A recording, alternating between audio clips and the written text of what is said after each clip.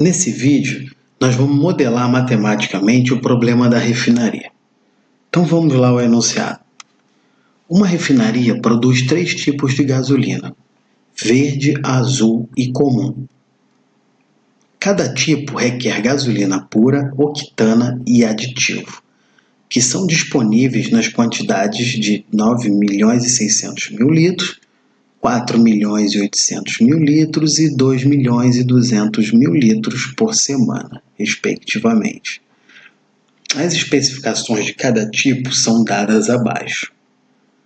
Bem, deixa eu já fazer uma observação aqui nesse primeiro slide. Então, a refinaria produz 3 tipos de gasolina e cada tipo de gasolina requer na sua composição um percentual de gasolina pura, octana e aditivo. É interessante a gente observar que os 3 tipos de gasolina, tanto a verde, quanto a azul, quanto a comum, estão competindo pelos mesmos componentes da mistura. Então, a gasolina verde requer na sua composição gasolina pura, e a gasolina azul também requer gasolina pura, e a gasolina comum também requer gasolina pura na sua composição. Então, nós temos aí os 3 tipos de gasolina competindo por recursos como octana e aditivo para sua mistura, ok? Porém, vale ressaltar o seguinte: esses componentes da mistura, octana, aditivo e gasolina pura, estão limitadas em suas quantidades semanais, ok? Vamos seguir no enunciado. Como regra de produção, baseada em demanda de mercado, o planejamento da refinaria estipulou que a quantidade de gasolina comum deve ser no mínimo igual a 16 vezes a quantidade de gasolina verde e que a quantidade de gasolina azul seja no máximo igual a 600.000 litros por semana. A empresa sabe que cada litro de gasolina verde, azul e comum dá uma margem de contribuição para o lucro de 30 centavos, 25 e 20 centavos, respectivamente. E seu objetivo é determinar o programa de produção que maximiza a margem total de contribuição para o lucro. Bem, claramente nós temos aí nesse problema 3 decisões a tomar. Que decisões são essas?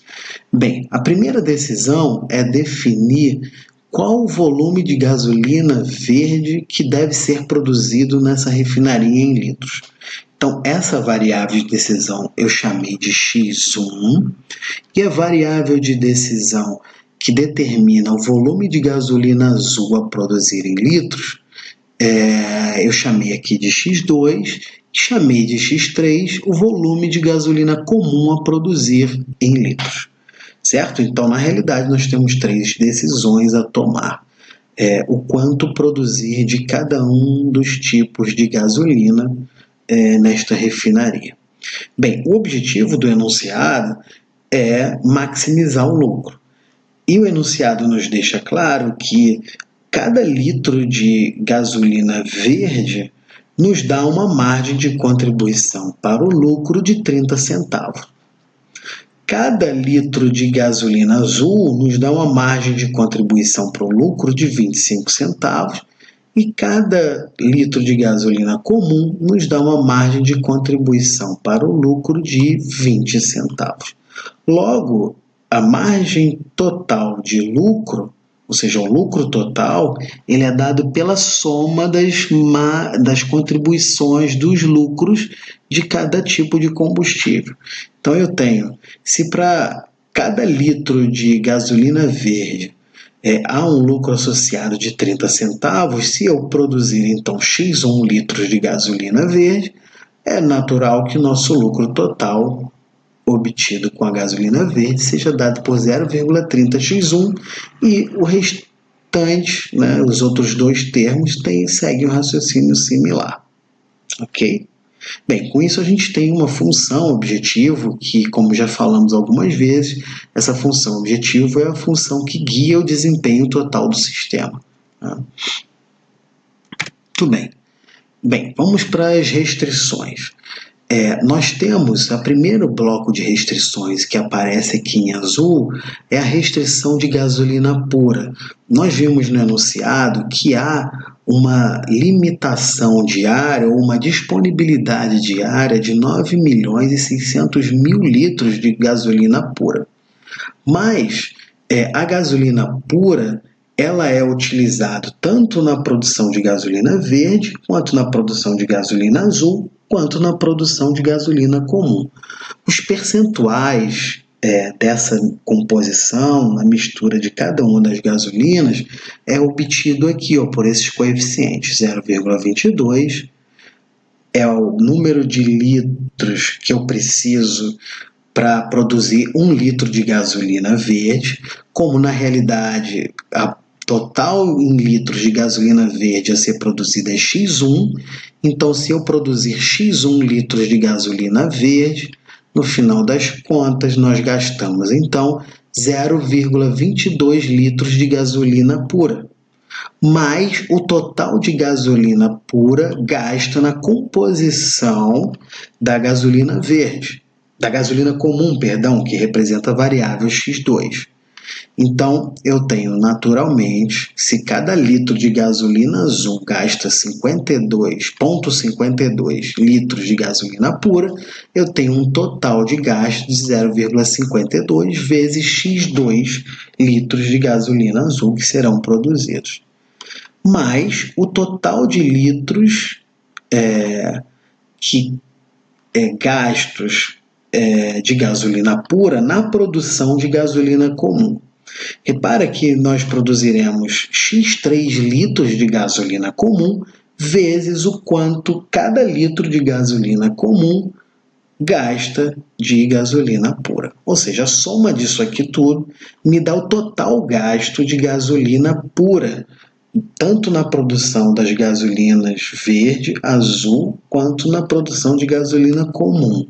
Então, o total gasto de gasolina pura na produção dessas 3 gasolinas tem que ser, no máximo, igual a 9.600.000 litros. Isso nos dá origem a essa primeira restrição. A segunda restrição, a segunda e a terceira restrição são bem similares. Na segunda restrição, nós temos aqui a restrição de disponibilidade de octana, e do lado esquerdo, aqui em amarelo, nós temos o total gasto de octana na produção de gasolina verde, mais o total de octana gasto na produção de gasolina azul, mais o total de octana gasto na produção de gasolina comum. Então, esse total aqui gasto de octana na produção dessas 3 gasolinas está limitada superiormente pela disponibilidade semanal de octana, que é de 4.800.000 litros. Bem, de forma análoga, do lado esquerdo aqui, a gente tem o total utilizado de aditivo na produção dos 3 combustíveis, e isso também está limitado superiormente pela disponibilidade semanal de aditivo, que é de 2.200.000. Ok. Bem, a próxima restrição é uma restrição de demanda de mercado. Vamos voltar ao enunciado e vamos ler aqui novamente. Como regra de produção, baseada em demanda de mercado, o planejamento da refinaria estipulou que a quantidade de gasolina comum deve ser, no mínimo, igual a 16 vezes a quantidade de gasolina verde. Então, vamos voltar lá. Bem, gasolina comum é a variável que a gente definiu como X3. O enunciado diz que a quantidade de gasolina comum, representada pela variável X3, deve ser no mínimo, ou seja, maior ou igual a 16 vezes a quantidade de gasolina verde produzida. Isso dá origem a essa restrição X3 maior ou igual a 16 vezes X1. Bem, uma outra restrição de demanda de mercado diz que o total de gasolina azul produzida não pode ultrapassar 600.000 litros. Significa, então, que a variável X2 é menor ou igual a 600.000 litros. E por último, para finalizar, as restrições de não negatividade são aquelas restrições que estabelecem que as variáveis de decisão têm que ser maiores ou iguais a zero, ou seja, não faz sentido produzir quantidade negativa de litros de gasolina verde, azul ou comum, e isso nos impõe essas três restrições aqui de que essas quantidades produzidas devem ser maiores ou iguais a zero. Bem, assim é a modelagem desse problema e nos encontramos no próximo vídeo.